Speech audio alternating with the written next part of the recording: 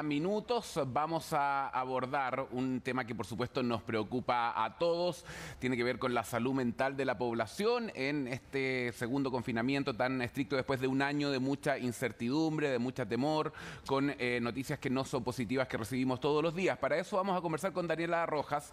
Ella es psico-oncóloga de la clínica Bupa y vamos a abordar este tema que pasa con los pacientes oncológicos o pacientes con cáncer precisamente en esta pandemia. ¿Cómo está? Buenas tardes.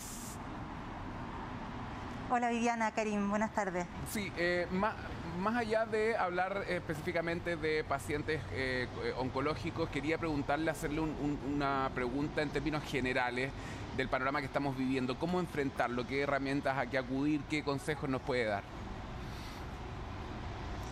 A ver, para la población general en realidad está siendo cada vez más difícil. Esta segunda cuarentena nos pilla muy cansados. Yo creo que las mujeres están llevando un peso muy difícil de sobrellevar.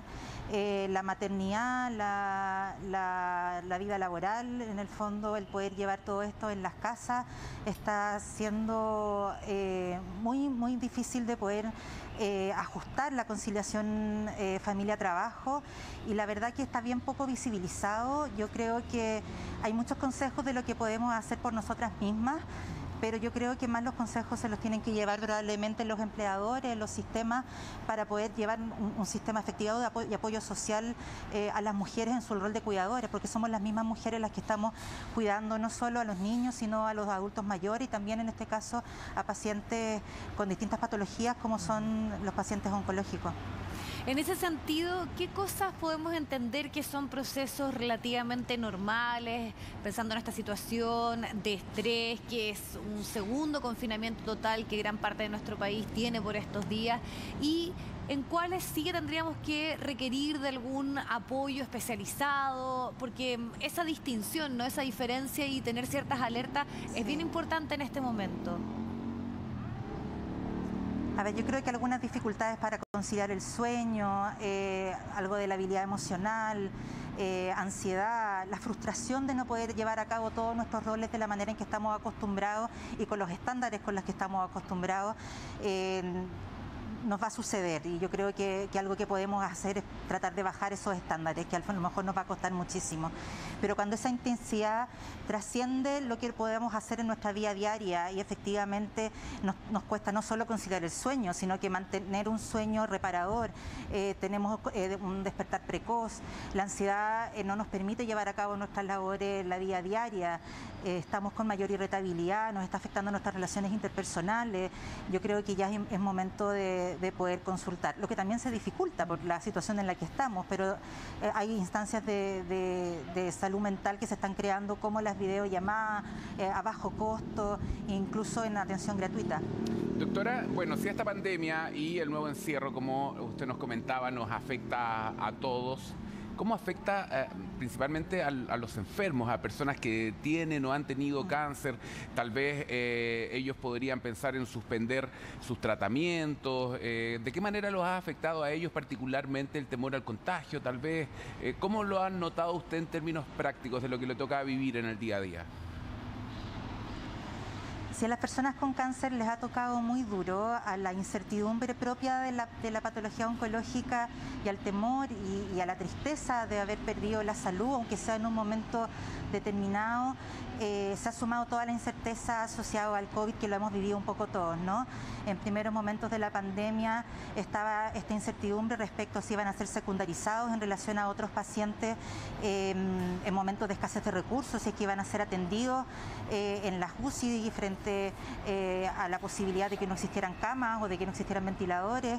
Cuando nos llegaban las primeras noticias de Europa, por ejemplo, de que habían guías ético-clínicas, de que a lo mejor los pacientes más añosos, los pacientes de la tercera edad o los pacientes con enfermedades crónicas o complejas podían no ser atendidos, ese era un temor importante en los pacientes y a lo mejor todavía está presente en muchos de ellos, sobre todo en situaciones como las que estamos viviendo hoy día, pero también hubo muchos cambios en esquemas de tratamiento, se espaciaron los controles médicos, sobre todo los controles de seguimiento, y eso causa mucho temor en los pacientes o inseguridad respecto a si estos cambios de esquema podían generar cambios en el resultado final de los tratamientos, por ejemplo. Y también algo que nos ha afectado un poco a todos, pero que en los pacientes es distinto por la vulnerabilidad emocional en la que se encuentran, que tiene que ver con la distancia con nuestros seres queridos, porque el apoyo emocional y el soporte afectivo en esta situación particular de enfermedad es muy importante y se hace muy relevante en términos de la calidad de vida del paciente oncológico y del apoyo logístico que también necesitan los pacientes, muchas veces para ser trasladados, para ayudar en las labores del hogar.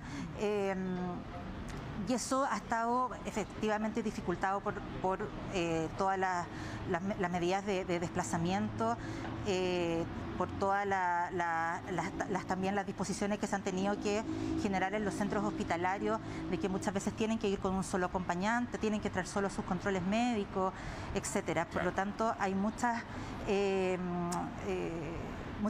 complicaciones derivadas de la condición de enfermedad, de la condición de paciente de riesgo y de las condiciones que estamos viviendo un poco todos, que se hacen particularmente difíciles este momento de vulnerabilidad. Claro, porque influye también la soledad del encierro, en las redes de apoyo que son fundamentales. Vivi. Exacto. Doctora, a partir de lo que usted está planteando, de esta vulnerabilidad que enfrentan las personas que están con un cáncer, que tienen una enfermedad oncológica, pero esto también se puede extrapolar a cualquiera que está en este momento enfrentando una situación compleja desde el punto de vista de la salud, también los trastornos depresivos. Entonces, ¿de qué manera la familia, el entorno, las amistades deben tener esa contención? ¿Qué utilización del lenguaje? Porque lamentablemente estamos bombardeados con informaciones muy complicadas respecto a fallecidos producto de la pandemia, a la saturación que tiene en este momento nuestro sistema de salud, a la falta de camas. Entonces, ¿cómo se puede a una persona que ya está atravesando una situación difícil, que está enfrentando este contexto tan complejo, poder darle un cierto apoyo, una contención? ¿Qué pasa con el lenguaje, con la preocupación? ¿Qué recomendaciones nos hacen en ese sentido?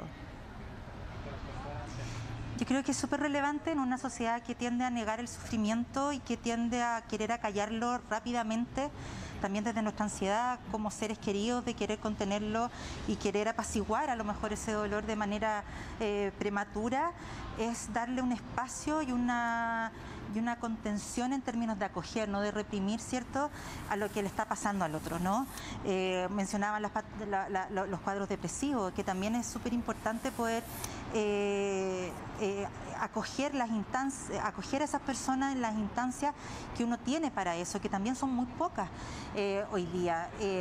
Hoy día tenemos las videollamadas, ¿cierto? Pero para un paciente oncológico, para un paciente con cáncer, una videollamada puede ser algo muy amenazante, porque los pacientes tienen que verse durante largos periodos de tiempo en cámara, cuando a lo mejor todavía no han podido aceptar su imagen en el espejo, por ejemplo, y tienen que aceptar que a lo mejor un grupo los vean en cámara cuando ellos efectivamente todavía no han aceptado que el resto los vea de esa manera. Por lo tanto, que preguntarle al otro qué necesita de uno, más que uno suponer lo que el otro necesita o lo que yo necesitaría en un momento similar, el poder acoger los temores, escucharlos, el poder abrazar el momento en que el otro también tenga que llorar o así lo necesite. Estos discursos que muchas veces tenemos de que el otro tiene que ser fuerte o de que tiene que poner de su parte, tanto en un cuadro depresivo como en un paciente oncológico, de que de él depende salir adelante. Estos discursos muchas veces no ayudan. Lo que más puede ayudar es saber lo que el otro necesita de mí, el poder atender y contener, como decíamos, sus temores y su tristeza, y a veces acompañar en silencio también es una buena herramienta. Es verdad, escuchar, acompañar, ser empático, ponerse en el lugar del otro, no aislarse, tener una rutina. Bueno, hay cosas que se pueden hacer en este difícil momento que estamos pidiendo. Pedir ayuda también, a veces nos cuesta reconocer que no estamos atravesando por un buen momento. Doctora Daniela Rojas, psico-oncóloga de la Clínica Bupa, gracias por conversar con nosotros. Buenas tardes. Gracias, doctora. Muchas gracias a ustedes por el espacio.